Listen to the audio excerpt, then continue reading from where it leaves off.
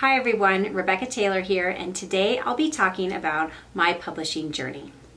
So, as any sort of origin story goes, I think it would probably be best if I don't start with the on the day I was born type version of this story, because I have actually been writing since 2002 when I was pregnant with my daughter. So you can do the math on that. She'll be 18 this year. So I've been working at this for a while.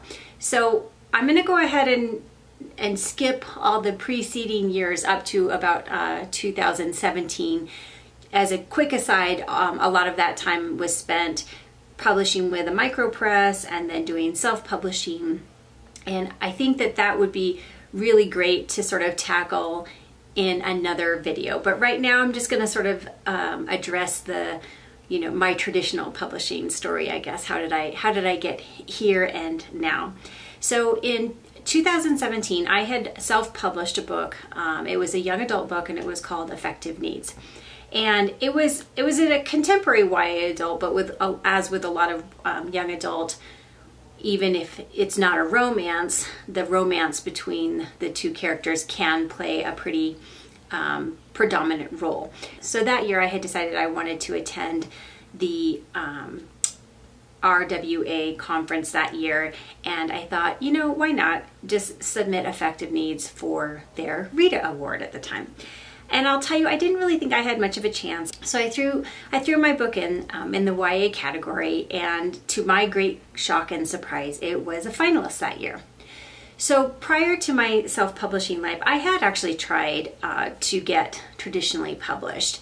And I had an agent many years ago, back in 2000, and I was with her, I believe, from 2010 through 2013, I think, is when we had sort of parted ways, when I had decided to just kind of focus on self-publishing. But I had been without one for 4 years at that point. And after having been learning and kind of laboring in the self-publishing arena for a while, I realized I really did want to give traditional publishing a chance again. So I sort of saw this, this being a finalist for this major award at the time within that industry as a chance to potentially reach out to an agent. And yes, I had self-published, but I would like to make a shift. And at the time I realized too that I was ready to shift from the young adult market. Like, I was really wanting to do more adult fiction and particularly get into women's fiction. So I reviewed their list of agents that were going to be at this, and was very surprised to learn that Kevin Lyon was going to be in attendance and that she was going to be taking pitch appointments. So I went ahead and scheduled a pitch appointment with her, and that year they were holding them the morning after the Rita Awards. So spoiler alert, I did not win the Rita that night. It actually was one of Kevin's clients who won, oddly enough. It was sort of funny. But the next morning, they talk about things that almost weren't for some reason. And I remember this really vividly because it was in Orlando. My husband took our kids, and they were at Disney World Park for the day. So I was in the room by myself, and I was getting ready for this pitch appointment, and I had this moment where I almost didn't go. Where I was getting ready, and I'm like, you've tried this before and it didn't work out. And it wasn't just that it didn't work out, it was that I had gotten so close prior to doing all the self-publishing with that first agent, and that it didn't happen. And the heartbreak was just tremendous, wanting something so much and then getting really close to it and having it not work out. And I really did sit there and wonder, as I was curling my hair and putting makeup on, did I want to sort of open myself up to that again? And that's exactly what I would be doing. And any writer who's been down that process with regards to sending those queries and putting their work out there and trying to get sort of gatekeepers on board with your vision and your work, you completely understand. I know what I'm talking about. It's you try to maintain a level of, I care, but it's okay if it doesn't happen. in reality, it's not true. Like, you just want it so badly, and so it can be very painful when it doesn't happen. So I was reluctant. I actually very nearly didn't go to the pitch appointment that morning, and was just gonna sort of be fine with whatever I was continuing on. I knew how to self-publish books. I had taught myself along the way about how to lay them out, how to find an editor, how to connect with a cover designer, and to sort of get all that work done.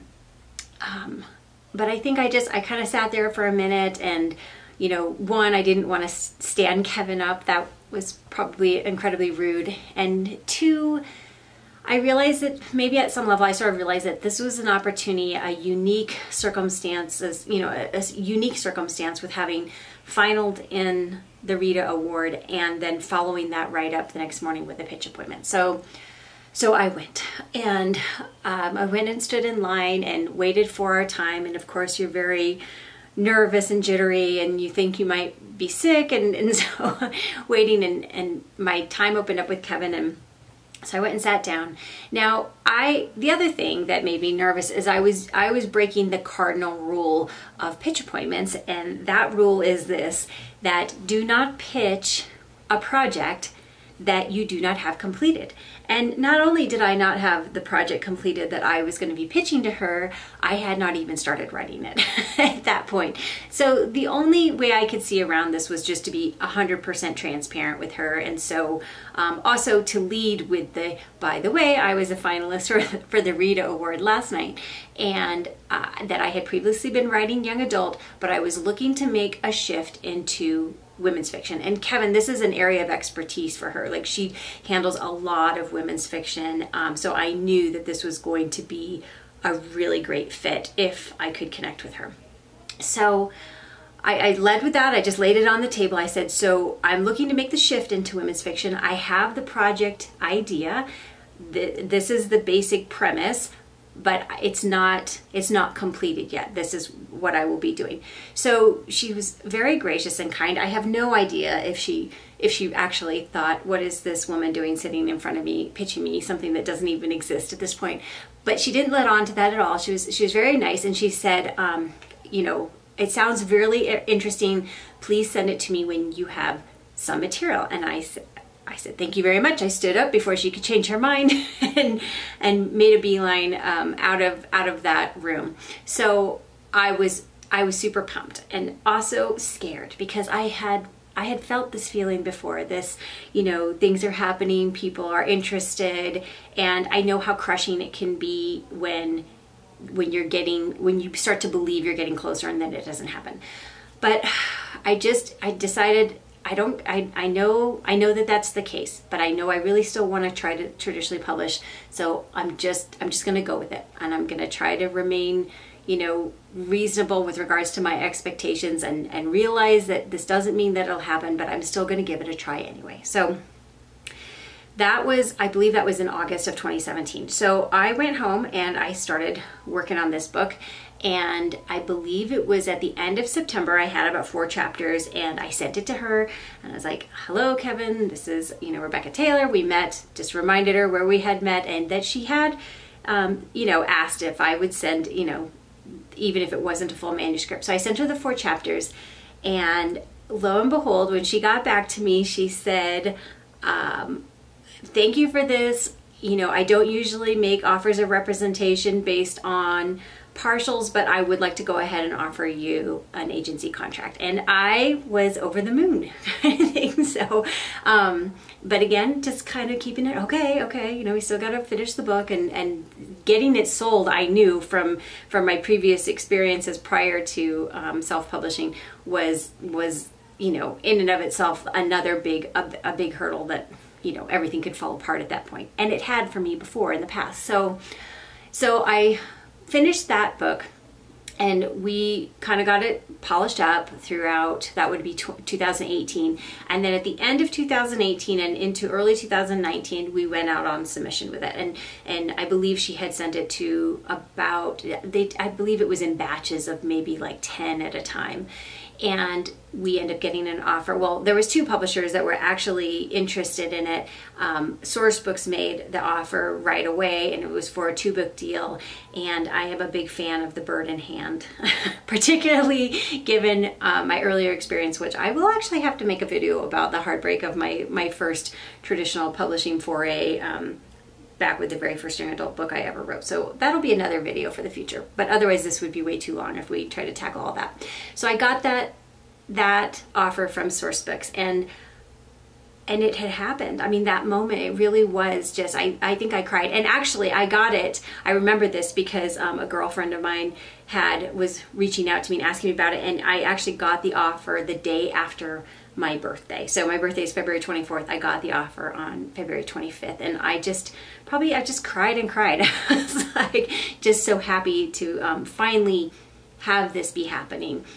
So that's my story, the most recent one anyway, of my journey into traditional publishing, when I connected with my now current agent that I have at this time, and finding a traditional publisher to partner with for that book was Her Perfect Life. And then the second book that they've contracted is The Secret Next Door, which will be coming out in October of this year. So there's that story. It's definitely given me the idea that I would like to probably do another one of these videos and talk about that earlier attempts at traditional publishing. And that's a story of sadness and heartbreak, but I do think it's probably also really valuable for writers who are in that place, and to see that, you know, you can survive from that tremendous pain of rejection, of, you know, putting your work out there. And that, I mean, if 2 decades of perseverance isn't a lesson in, you know, it can happen, it can happen, it can happen, just hang in there, then I don't know what is. I don't know what would be. So that's all I have for you today. I hope that you enjoyed this video. If you did, please give it a thumbs up and hit that subscribe button if you'd like to see more videos like these in the future. Thank you for being with me here today.